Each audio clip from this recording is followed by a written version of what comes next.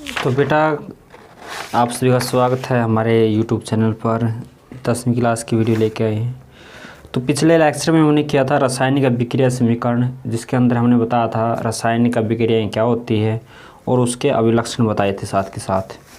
और साथ में बताया था हमने यहाँ पर बताया था रासायनिक समीकरण किसे कहते हैं। और इसके बाद नेक्स्ट टॉपिक था हमारे पास संतुलित असंतुलित रासायनिक समीकरण। अब नेक्स्ट लेक्चर जो हमारा है उसके अंदर हम बात करते हैं। ये हमारे पास आप देख सकते हैं, जिसने फर्स्ट वीडियो नहीं देखी तो नेक्स्ट करते हैं रासायनिक समीकरण को संतुलन, यानी संतुलन कैसे करते हैं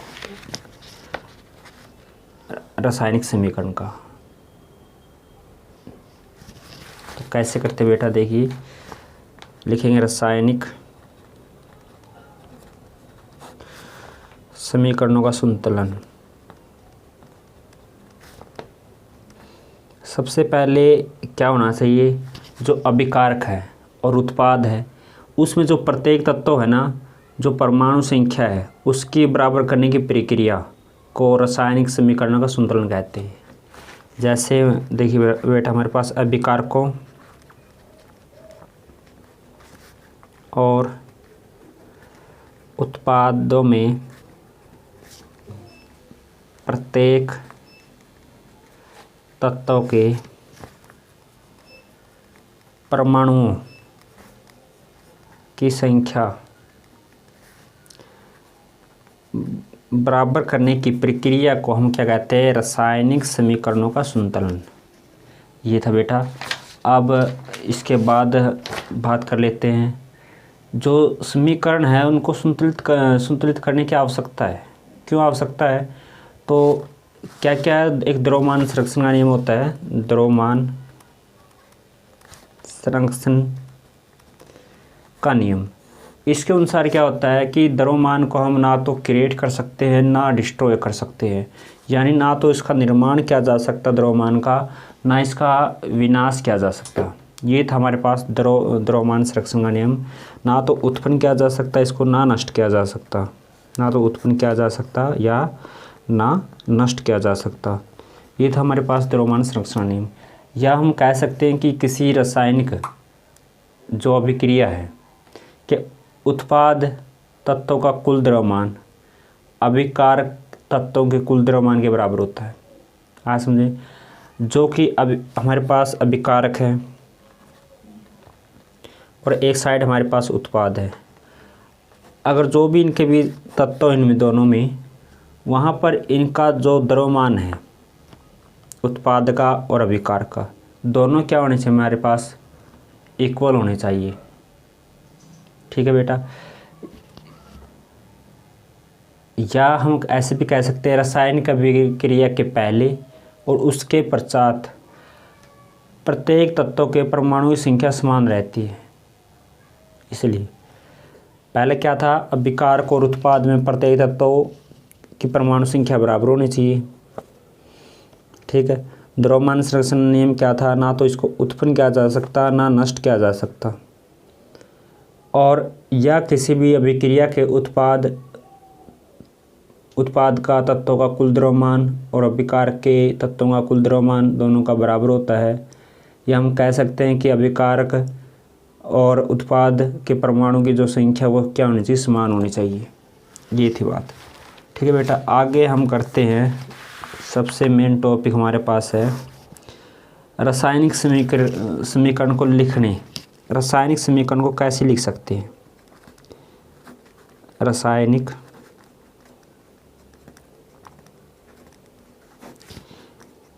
समीकरण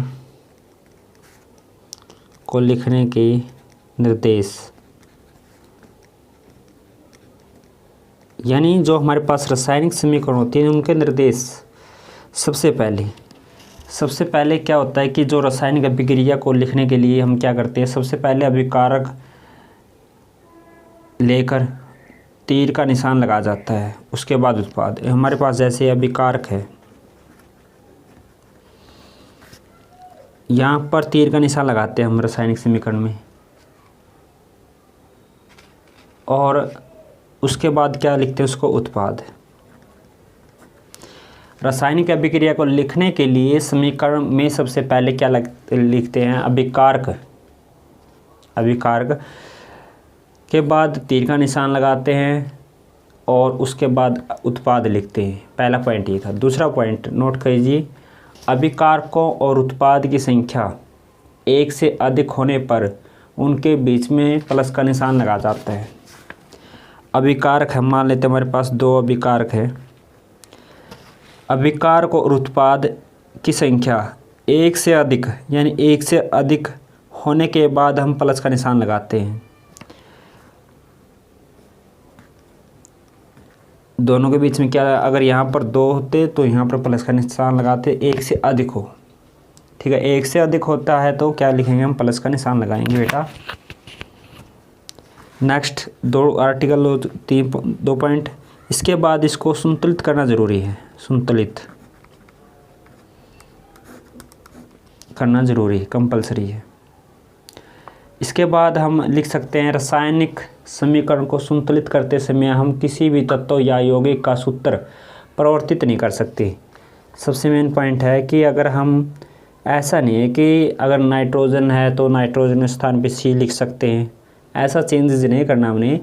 चेंजेस ऐसे नहीं करना, लिखना क्या, रासायनिक समीकरण को संतुलित करते समय किसी भी तत्व या यौगिक का हम सूत्र चेंज नहीं कर सकते, सूत्र चेंज नहीं कर सकते, ये पॉइंट था। और अगला पॉइंट यहाँ पर सूत्र चेंज, सूत्र परिवर्तित नहीं कर सकते। इसके बाद अब पॉइंट नंबर 5। पॉइंट नंबर 5 है, अगर छोटे समीकरण को अगर हमने हल करना है तो हम हीट एंड ट्रायल का प्रयोग करते हैं। अगर कोई भी समीकरण है उसको यहाँ पर प्रयोग करते हैं, हीट एंड ट्रायल। हम पढ़ाएंगे आपको हीट एंड ट्रायल विधि भी, हीट एंड ट्रायल विधि से हम संतुलित कर सकते हैं।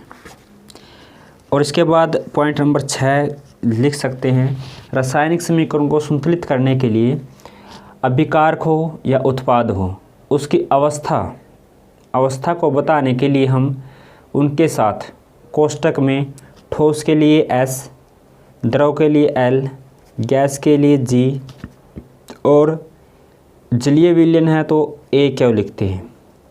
AQ इक्वा सॉल्यूशन, जिसके अंदर जल की मात्रा होती है।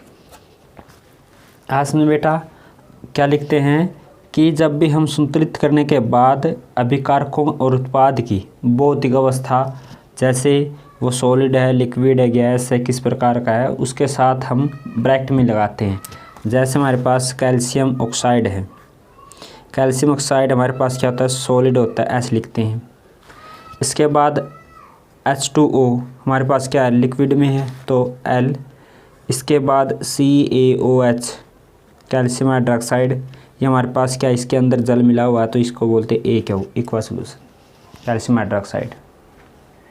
ठीक है बेटा, हम इस तरीके से हम इसको कर सकते हैं। इसके बाद हम बात कर लेते हैं आगे, बहुत पॉइंट इसके लिख सकते हैं। जो अभिक्रिया होती है, उत्क्रमणीय अभिक्रियाएं होने पर, उत्क्रमणीय अभिक्रिया क्या होती है कि जो अभिक्रियाएं दोनों साइड हो सकती है, यानी उसका हम अभिकारक के उत्पाद बना सकते हैं और साथ में उत्पाद का अभिकारक बना सकते हैं। आया समझ बेटा।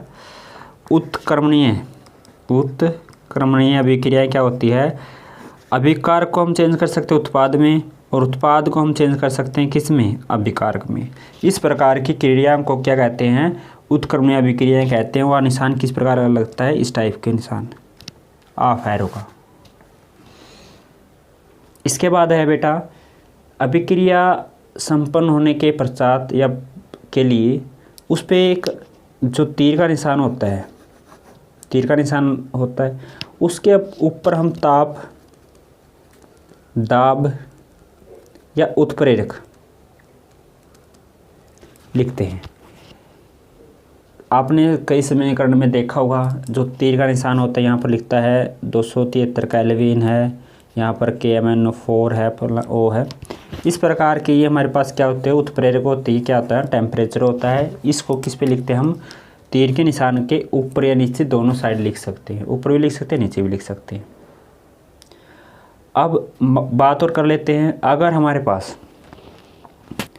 ऊष्माक्षेपी है, ऊष्माक्षेपी है, यहाँ पर पॉइंट नंबर 8, ये पॉइंट नंबर 9, ऊष्माक्षेपी अभिक्रिया है, उसका मतलब क्या होता है, ऊष्मा निकलेगी, प्लस का निशान लगाएंगे। अगर हमारे पास ऊष्मा शोषी है, वहाँ पर हम माइनस का निशान लगाते हैं। इसका मतलब क्या है, ऊष्मा कमी है, ऊष्मा शोषित करना, वहाँ पर माइनस का निशान। और ऊष्मा अक्षेपी है, उसका मतलब ऊष्मा निकलती है वहाँ से, तो क्या लगाएंगे हम, प्लस का निशान लगाएंगे बेटा।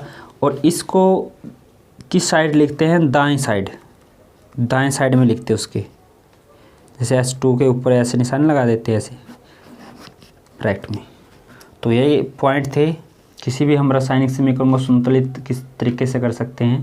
पहला पॉइंट क्या है कि जो अभिकारक है और उत्पाद है उनके बीच में हम तीर का निशान लगाते हैं, और इस साइड हमारे पास जो हमारे पास बायां पक्ष है, बायां पक्ष हमारे पास अभिकारक होते हैं, दाईं साइड में हमारे पास क्या होते हैं, उत्पाद होते हैं। सेकंड पॉइंट था हमारे पास, अगर अभिकारक और उत्पाद की संख्या 1 से अधिक हो तो उनके बीच में हम प्लस का निशान लगाते हैं। तीसरा पॉइंट, उनको संतुलित करना ज़रूरी है। इसके बाद पॉइंट नंबर 4 था, हम उसका सूत्र प्रवर्तित नहीं कर सकते, किसी भी रासायनिक समीकरण को हम क्या नहीं कर सकते, उसका सूत्र प्रवर्तित नहीं कर सकते, यानी सूत्र चेंज नहीं कर सकते। इसके बाद है उसमें अगर हमारे पास छोटी रासायनिक समीकरण है, उसमें हम E10 ट्रायल विधि का प्रयोग कर सकते हैं। और इसके बाद था भौतिक अवस्था, यानी हम रासायनिक समीकरण को भौतिक अवस्था के अकॉर्डिंग लिख सकते हैं, जैसे सॉलिड के लिए S, लिक्विड के लिए L, गैस के लिए G, और जलीय विलीन के साथ क्या लगाएंगे, AQ।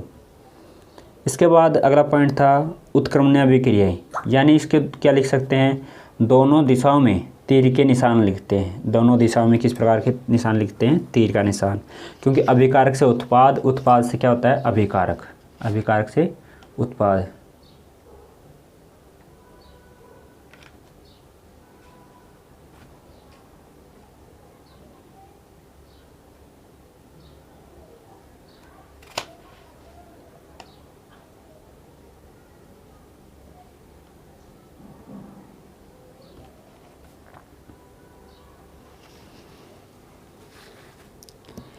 इसके बाद अगला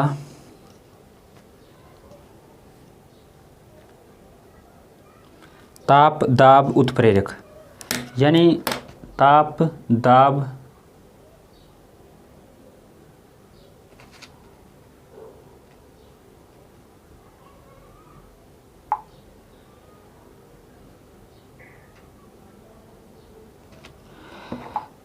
ताप दाब उत्प्रेरक, इसको लिख सकते हैं हम तीर के निशान के ऊपर। इसके बाद था ऊष्माक्षेपी ऊष्माशोषी, ऊष्माक्षेपी के लिए प्लस का निशान लगाते हैं, और ऊष्माशोषी के लिए किसका निशान लगाते हैं हम, किसका निशान लगाते हैं हम, बाएं साइड लिखते हैं, माइनस का निशान लगाते हैं। इस तरीके से हम कर सकते हैं।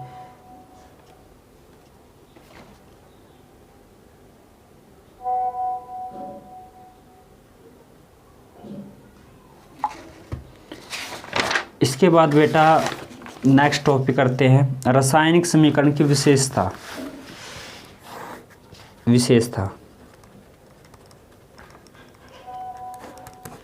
विशेषताएं। रासायनिक समीकरण की विशेषताएं क्या है,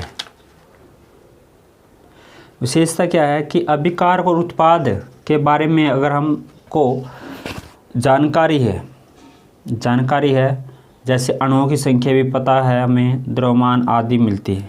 अगर हमने उनके बारे में नहीं पढ़ा, आप पढ़ सकते हैं।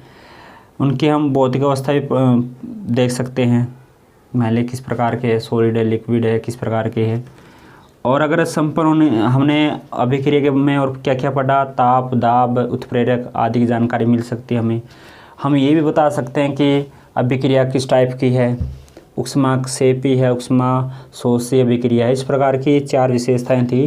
पहली विशेषता तो हम अणुओं की संख्या या द्रव्यमान की संख्या प्राप्त कर सकते हैं। दूसरा पॉइंट हम भौतिक अवस्था बता सकते हैं उसकी। तीसरा था हमारे पास ताप दाब आदि के बारे में हमें जानकारी मिल सकती है। इसके बाद पार्ट नंबर जो लास्ट पॉइंट था ऊष्माक्षेपी है या ऊष्माशोषी है, हम इसका भी पता लगा सकते हैं। ठीक है बेटा, तो इसके बाद जो पाठ्य पुस्तक के प्रश्न है वो हम करेंगे, एक वीडियो बनाएंगे उसके साथ पाठ्य पुस्तक के, उसमें प्रश्न लेंगे हम और उससे रिलेटेड हम प्रश्न करेंगे। नेक्स्ट टॉपिक हमारा है ऊष्माक्षेपी व ऊष्माशोषीय विक्रिया। ऊष्माक्षेपीय विक्रिया और ऊष्माशोषीय विक्रिया क्या होती है, जल्दी से बताइए आप। अभी मैंने बताया था कुछ देर पहले ही।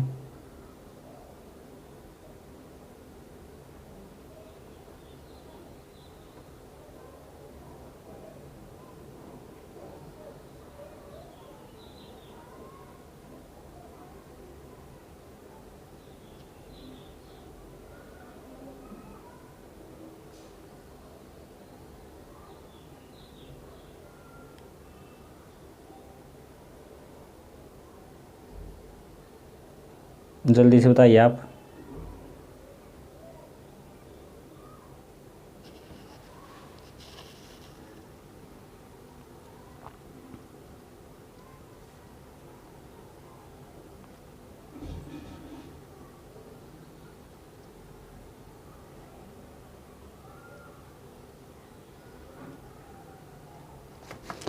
ऊष्माशोषी विक्रिया क्या होती है और ऊष्माक्षेपीय विक्रिया क्या होती है, यह आपने जानना ज़रूरी है। ये प्रश्न बिल्कुल आता है, 2 नंबर में भी आता है, 3 नंबर में भी दे देते हैं, तो इसको जानना बिल्कुल ज़रूरी है, आपके एग्ज़ाम में आता है।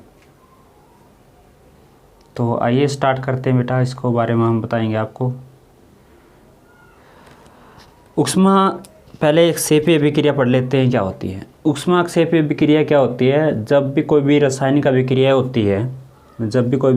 अभिक्रिया होती है, तो वहाँ पर जो भी उत्पाद बनता है वहाँ से ऊष्मा उत्पन्न होती है। ऊष्मा क्या होती है, उत्पन्न होती है, उसको बोलते हैं हम ऊष्माक्षेपीय विक्रिया। क्या होती है, लिखेंगे हम अभिक्रियाओं में उत्पाद के निर्माण के साथ ऊष्मा भी उत्पन्न होती है, उसे ऊष्माक्षेपीय विक्रिया कहते हैं। उदाहरण के तौर पे जितनी भी ऊष्माक्षेपीय विक्रियाएं हैं इनको हम दहन अभिक्रियाएं भी कहते हैं। क्या लिखेंगे, सभी दहन अभिक्रियाएं ऊष्माक्षेपीय होती हैं। जैसे मीथेन है, अगर हम ऑक्सीजन के साथ क्रिया करें तो यहाँ से क्या बनेगा, हमारे पास कार्बन डाइऑक्साइड प्लस में H2O, साथ में क्या प्लस में ऊष्मा। सभी दहन अभिक्रियाएं क्या होती है, ऊष्माक्षेपीय अभिक्रियाएं होती है। मीथेन की जब हमने ऑक्सीजन के साथ क्रिया की तो कार्बन डाइऑक्साइड प्लस में क्या जल प्लस में ऊष्मा। इसके बाद सेकंड हमारे पास प्रश्न है इसका, जो श्वसन होती है, जो सांस लेते हैं, उस ऊष्माक्षेपीय विक्रिया है। क्यों, क्योंकि जब हम श्वसन के दौरान हमारी जो कोशिकाएं होती शरीर की ग्लूकोज ऑक्सीजन से मिलकर ऊर्जा उत्पन्न करती है। जब भी हम भोजन खाते हैं तो चबाते हैं, चबाने से क्या होगा, हमें जो ग्लूकोज बनेगा और ऑक्सीजन के साथ मिलकर क्या बनाएगा, ऊर्जा उत्पन्न होगी। इसे जैसे, क्योंकि इसे बोल सकते हैं हम श्वसन भी एक ऊष्माक्षेपीय विक्रिया है। ग्लूकोज का सूत्र हमारे पास, ग्लूकोज का सूत्र ये होता है C6H12O6। अगर हम 6O2 के साथ क्रिया करें, ग्लूकोज का सूत्र ये होता है हमारे पास ग्लूकोज, और ऑक्सीजन का हमारे पास C6 यानी 6O2। यहाँ से हम क्रिया करते हैं तो कार्बन डाइऑक्साइड प्लस में जल और साथ में क्या बनेगा, हमारे पास ऊर्जा। ठीक है, हमारे पास श्वसन की अभिक्रिया है। ग्लूकोज प्लस ऑक्सीजन बराबर है कार्बन डाइऑक्साइड जल प्लस में हमारे पास क्या होगी, ऊष्मा।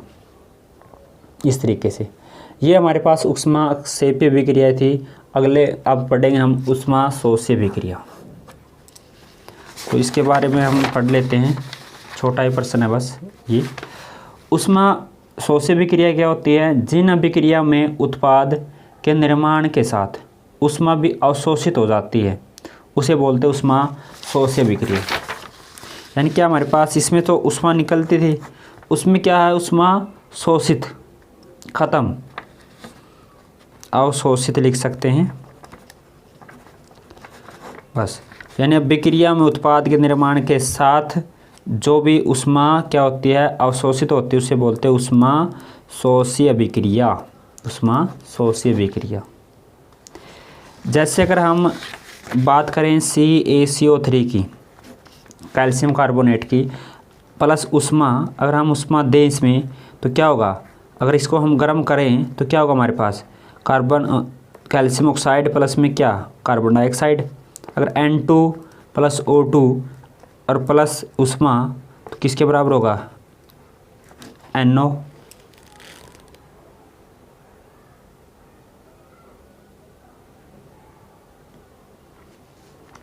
ठीक है बेटा, ये थे हमारे पास ऊष्मा शोष्य विक्रिया, ऊष्मा क्षेपी विक्रिया। तो नेक्स्ट लेक्चर में हम करेंगे इसके बारे में आगे, संयोजन विक्रिया यानी कितने प्रकार की विक्रियाएं होती है, नेक्स्ट लेक्चर में पढ़ेंगे हम। तो अगर आपको वीडियो अच्छी लगे तो प्लीज़ लाइक, शेयर और चैनल को सब्सक्राइब जरूर कर लीजिए ताकि आने वाली वीडियो की नोटिफिकेशन मिल सके। जिसने फर्स्ट पार्ट नहीं देखा वो देख सकते हैं। Thank you, bye bye.